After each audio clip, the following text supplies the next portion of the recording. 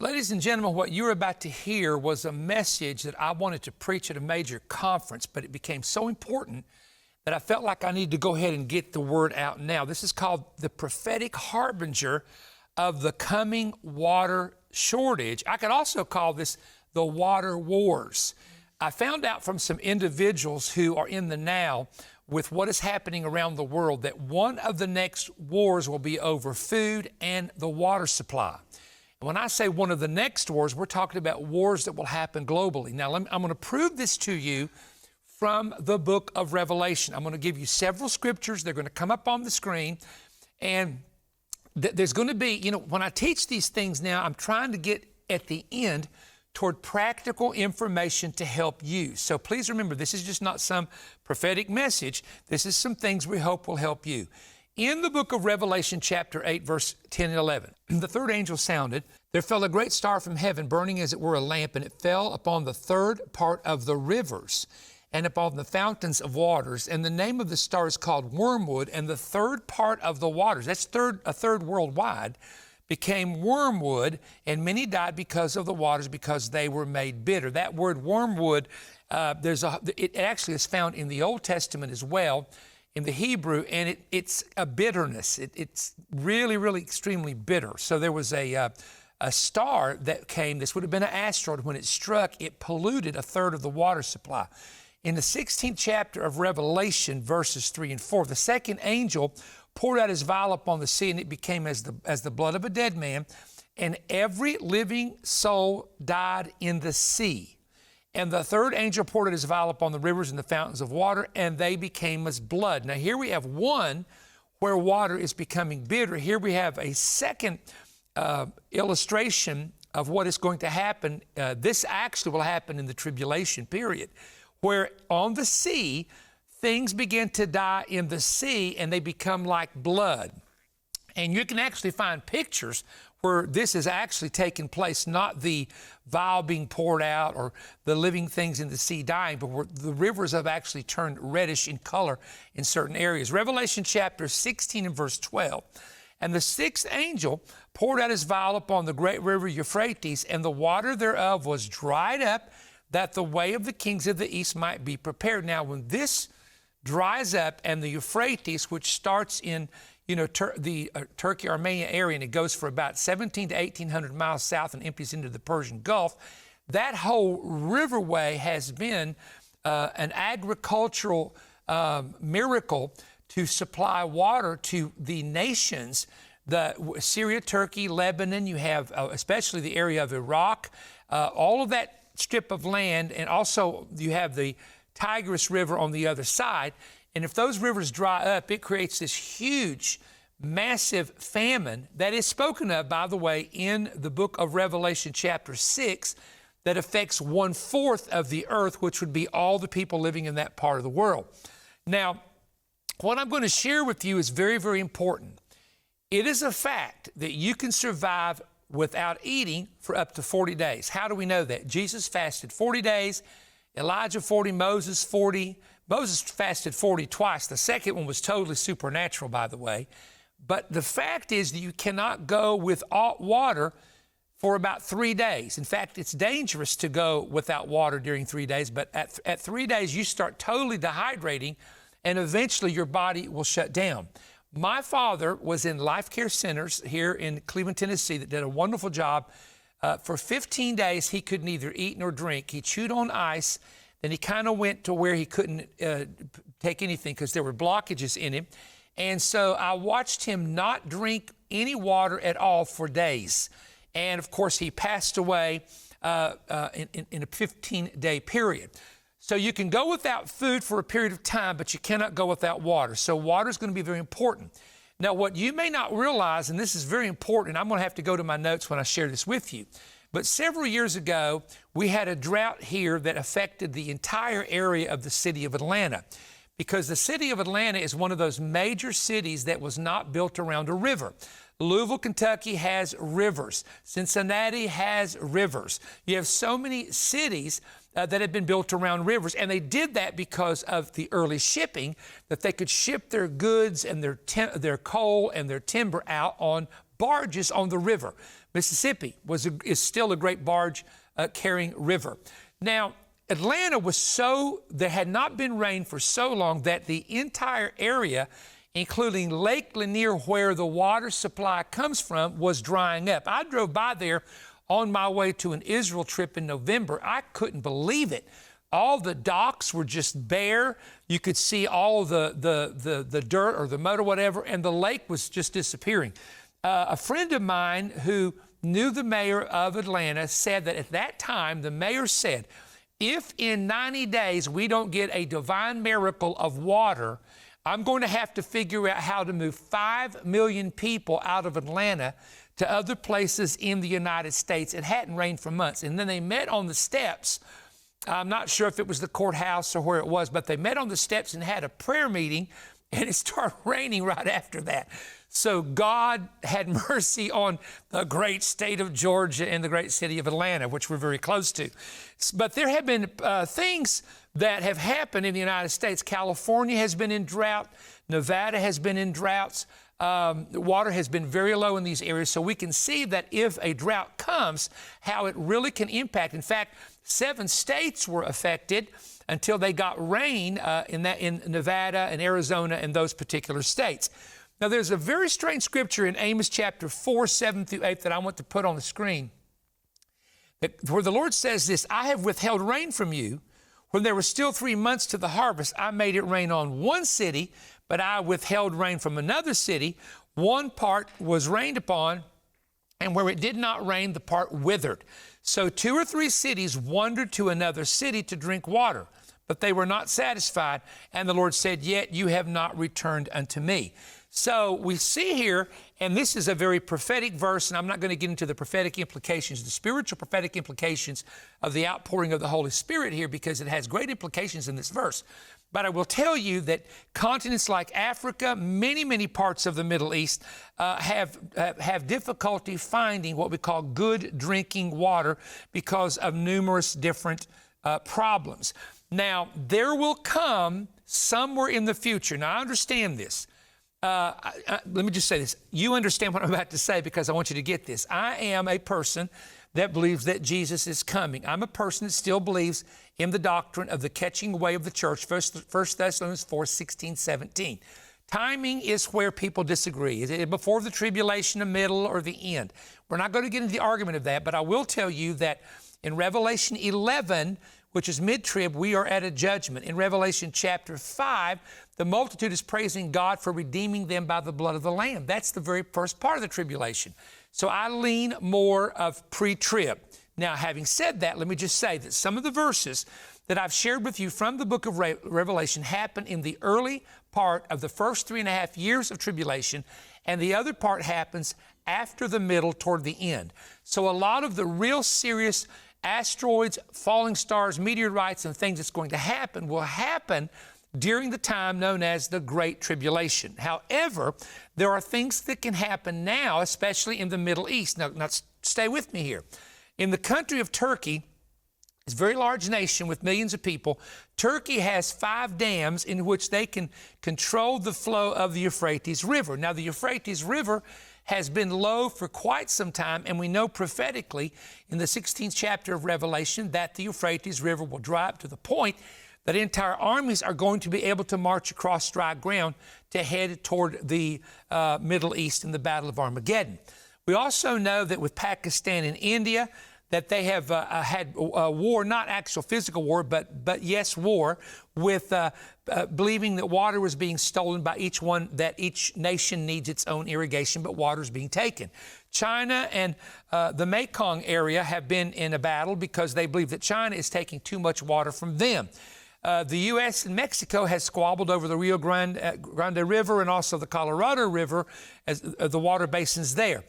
Tennessee and Georgia had a real big battle going on when the drought took place because Georgia was claiming that some of the Tennessee waterway originally belonged to Georgia and they wanted it. Of course, that was all settled, thankfully.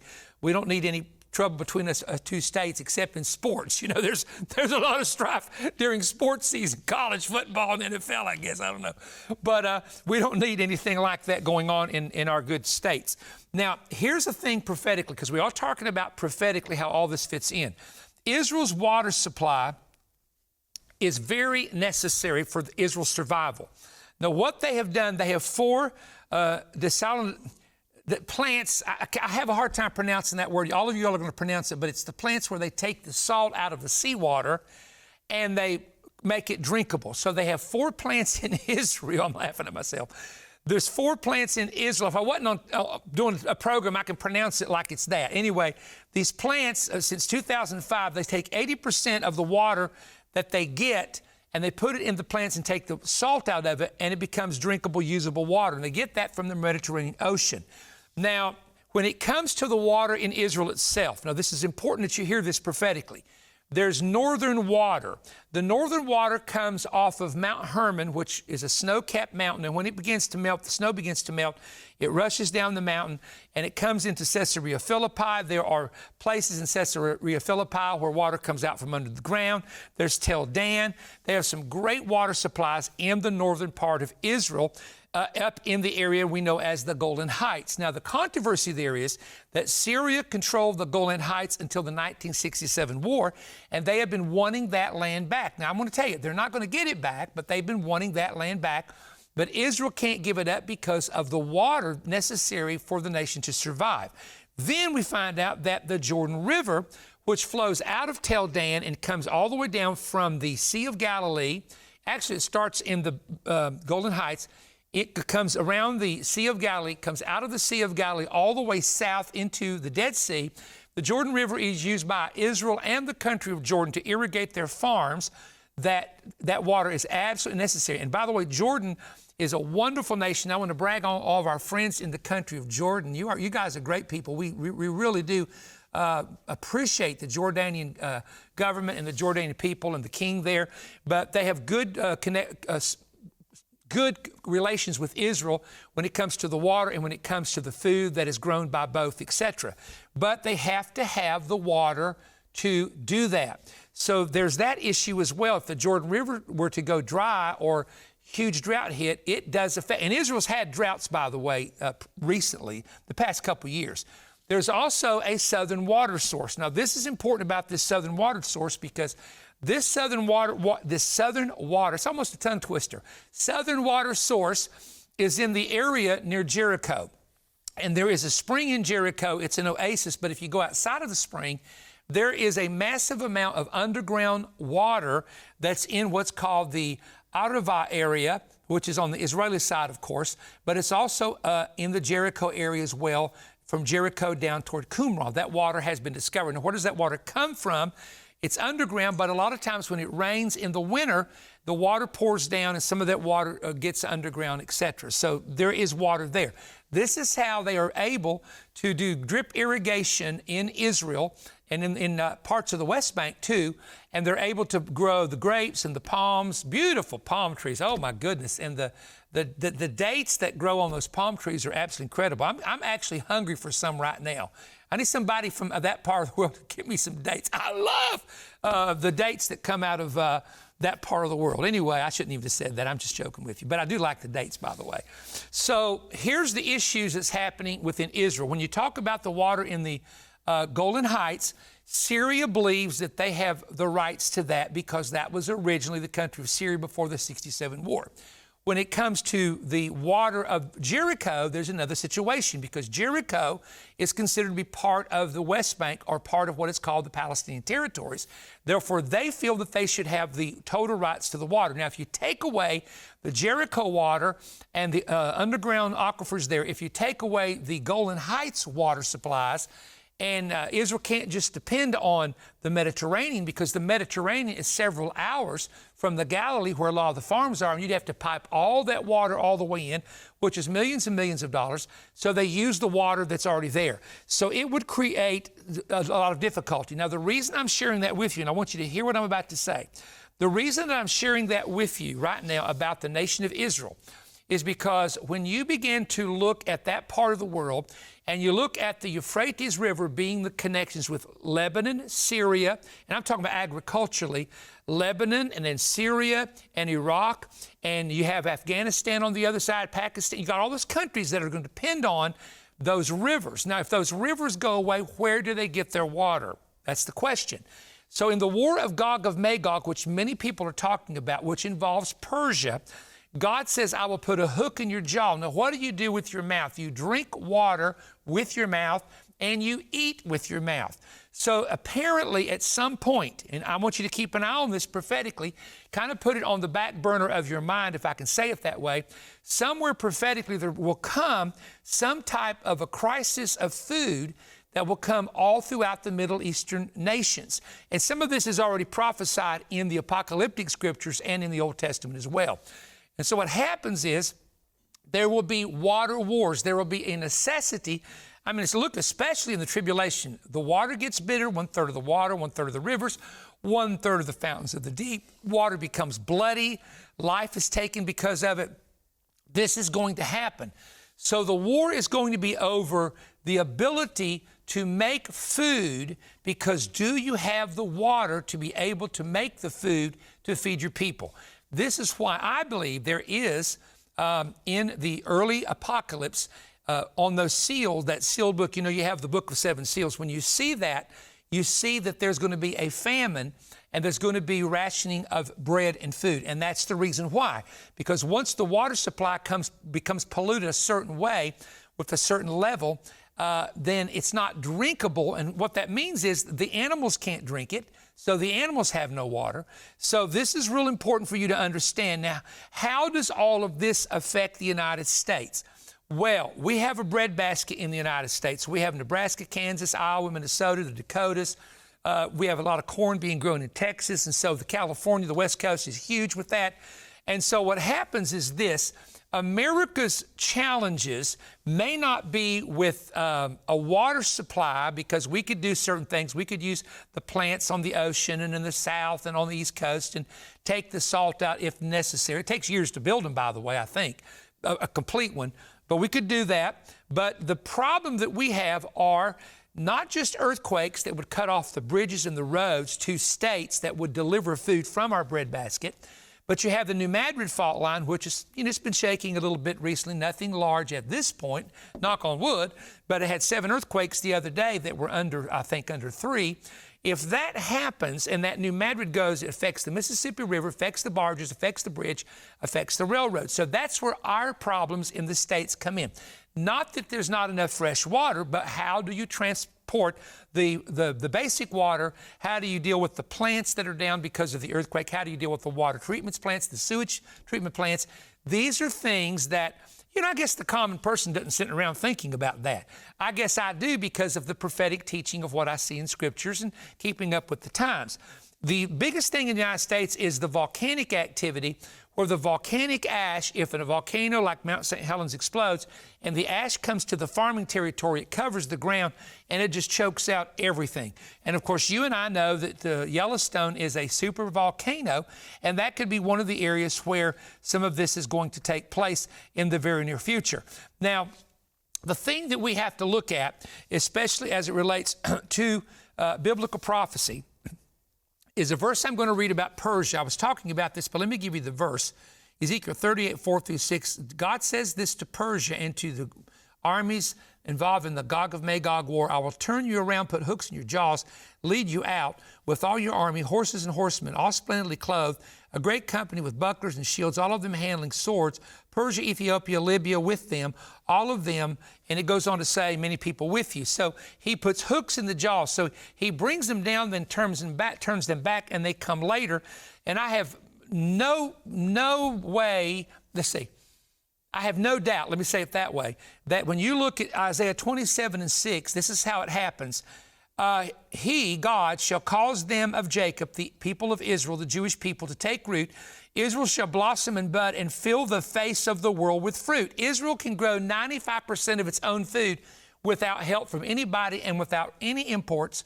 and then they can ship all this food out. They grow so much of it. Some places they can grow it twice a year with a drip irrigation system. So that part of the world, which is Israel, has great agriculture, banana trees, avocados. I mean, I don't want to just date trees. It's just, it's amazing. It is the land of milk and honey. It's the land of milk and money because of the agriculture. But my point is, because they have the water, they have the land, they have the food, they're in these other nations where there's a wheat rust going on or there's food shortages. They see the idea of saying, hey, if we can take the land, we can get the food. And I do believe that this war that will come eventually will be over food and water because of what we read in the scriptures, okay? So I wanted to give you that verse and make you aware of that. Now, the thing that we know, my Granddad Stone lived outside of Davie, West Virginia, and they had water that came off of a spring on a mountain, and every day he went out there and took a bucket. Some of you remember this if you're from the mountains, and he would get water, and we would take a dipper, aluminum dipper, and that's how we would drink. Everybody would kind of drink out of the same thing. I didn't like that. I'd get my own glass of water. But that's how we were. We had wells when we were kids growing up, not everywhere, but if you had a farm, you definitely had a well of water. Sometimes the wells would go dry, and that was a situation you had to deal with. There are properties that we know of. Some of them have 3 wells on the property in limestone with water so cold you could actually bottle it if you needed to. So in the situation, you don't need to panic. You don't need to go crazy, but always understand where you have water, where you have water supplies, where you have backup water, because when you see a hurricane or an earthquake, you see what are the first thing they bring in? They bring in water. Asheville, North Carolina, they bring in water. People have to have water to survive. Boy, I wish I had more time to share with you. I was going to give you some practical stuff, but my time is up. An offer for a limited time is up. Watch this right now, please.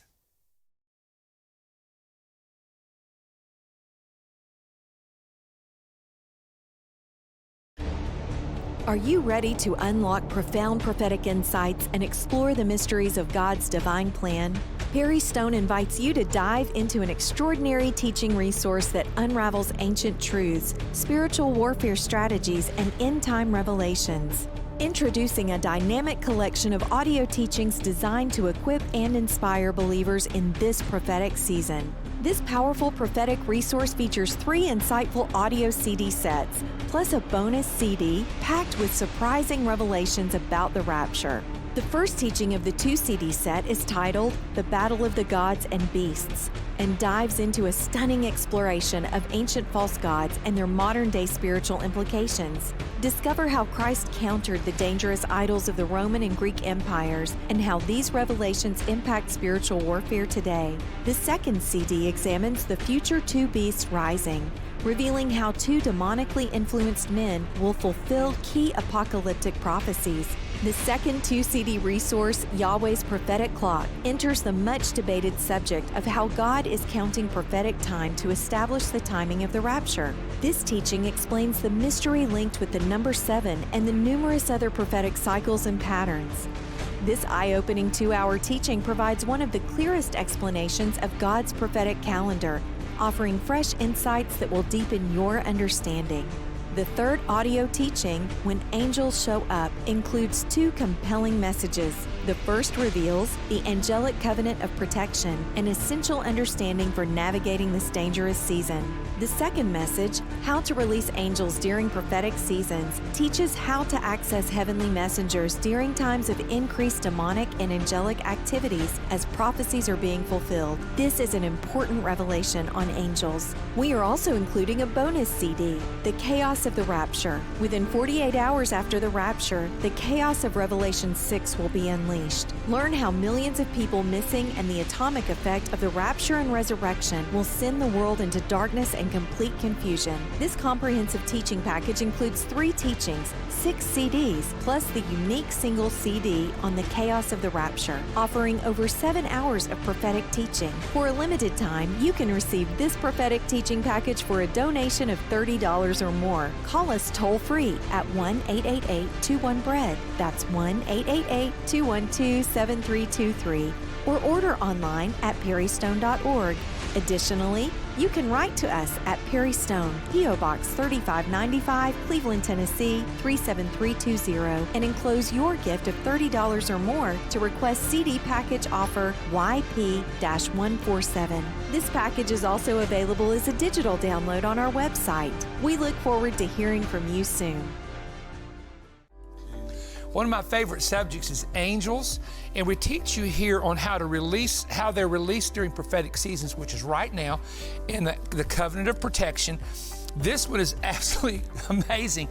Yahweh's prophetic clock. What clock is God on? Everybody's trying to figure out when the Lord's going to return, when this is going to happen. But you've got to get the right clock that God's using, and calendar and all that. This is great. The battle of the gods and the beast. So what I did, I picked what I felt were the best teachings that we have put out recently. And if you don't have this entire combination, please get it with this live message, The Chaos of the Rapture. Why immediately after the rapture, chaos begins. On the bottom of the screen, you've been noticing that there's places that we're going to be coming to. The best thing to do is go to perrystone.org, look up itinerary, because we may be coming into your area at some point. Now, I've slowed my schedule down to do more teaching here. We have our huge children's outreach that we're working on. It's a brand new outreach that the Lord spoke to us to do. We'll be hearing about that, of course, from time to time and as it develops. But thank you for joining me. Remember perrystone.org, Perry Stone YouTube channel, and our social media. God bless you. We'll see you again.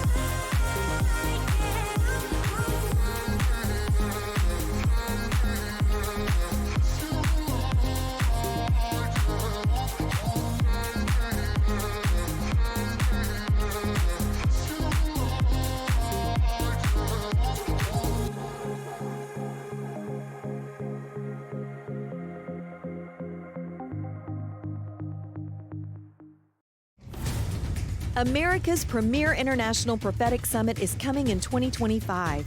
Come be a part of this dynamic conference April 23rd through 27th at Omega Center International in Cleveland, Tennessee. Hear world-renowned prophetic speakers Jonathan Kahn, Mario Murillo, Bill Cloud, Mark Biltz, John Kilpatrick, Joseph C., and your host, Perry Stone. These 14 services will answer hundreds of prophetic questions with insight and information.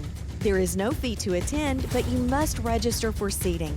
Mark your calendars for April 23rd through 27th and register today. Visit perrystone.org for more information.